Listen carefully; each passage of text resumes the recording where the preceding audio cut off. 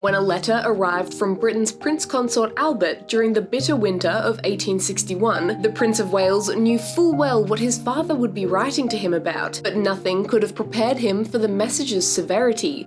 For months now, Queen Victoria's court had been rife with gossip that her eldest son and the heir to the British throne had taken up with the well-known Irish actress and sex worker Nellie Clifton, and his parents were furious. The letter revealed that Albert knew every detail of his son's relationship, from how the two first met to the exact officer's hut where they had slept together. Although the Prince Consort signed his letter, "I have not the heart to see you, from your unhappy father," Albert couldn't bear to risk the possibility that his desperate plea wouldn't get through to his 19-year-old son. So on a rainy evening on the 25th of November, Albert decided to visit Bertie in Cambridge, and his lecture lasted until the early hours of the next morning.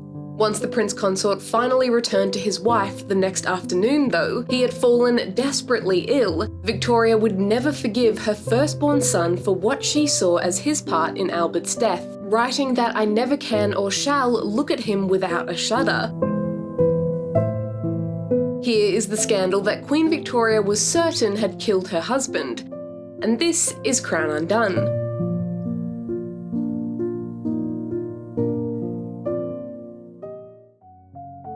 Bertie had been in near constant conflict with his parents virtually since the moment he was born on the 9th of November 1841. The birth was painful, the Queen wasn't interested, and as a child he was merely referred to as the boy. Although he was christened Albert Edward, Victoria wrote that she did not think that the 18-month-old was worthy of being called Albert yet, and so Bertie he became. Unfortunately for the Prince of Wales, he seemed to have none of the precociousness that came so naturally to his older sister Vicky, born just a year before him.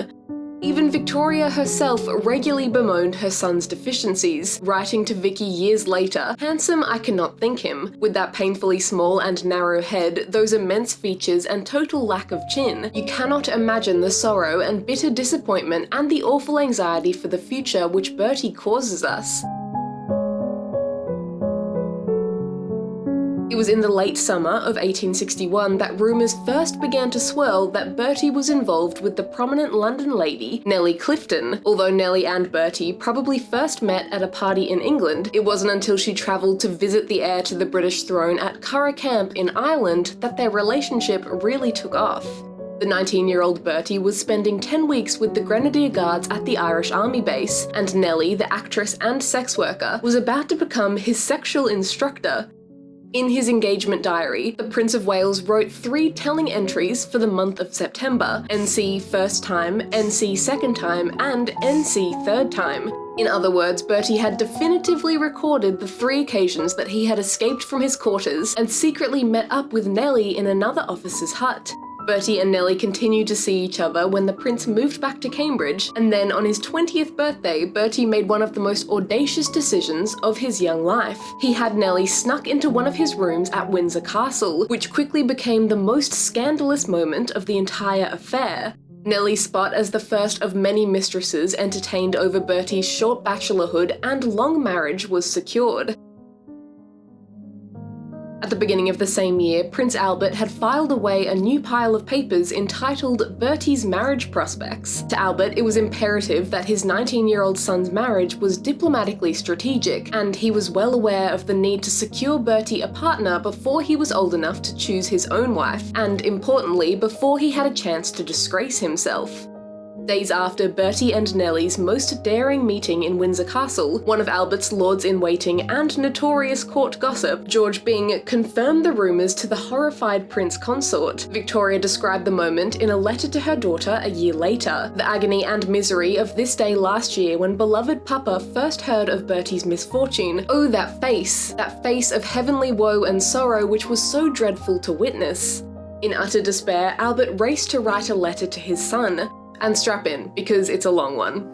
I write to you with a heavy heart on a subject which has caused me the deepest pain. I knew that you were thoughtless and weak, and I often trembled at the thought that you might get into some scrape through ignorance, but I could not think you depraved. What has become of all the sense of religion, morality, decency, and honour, to thrust yourself into the hands of one of the most abject of the human species, to be by her initiated in the sacred mysteries of creation, which ought to remain shrouded in holy awe until touched by pure and undefiled hands. You have lost your virtue and honour, the esteem of your parents, and all who take an interest in you.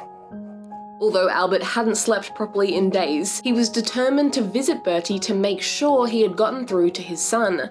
Albert travelled to Cambridge to take his son on a walk in the rain, and the two stayed up all night. It's not known what the pair spoke about, but by the time Albert returned to Windsor, he was wrecked.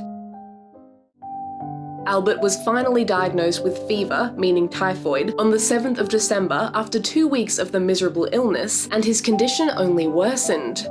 Throughout his sickness, Albert never once asked after his eldest son, and since Victoria wasn't going to summon him either, it was Princess Alice that sent a telegram to Bertie telling him the news.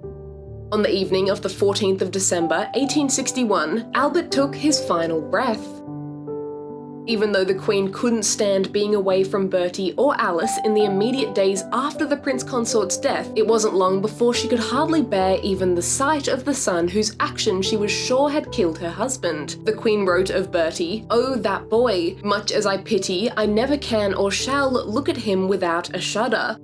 Albert's sudden death did seem to shock the Prince of Wales into action. Having previously resisted his parents' plan for marriage, Bertie was now prepared to actively court Princess Alexandra, the daughter of the King of Denmark, the 17-year-old that Albert had been desperate the Prince of Wales marry.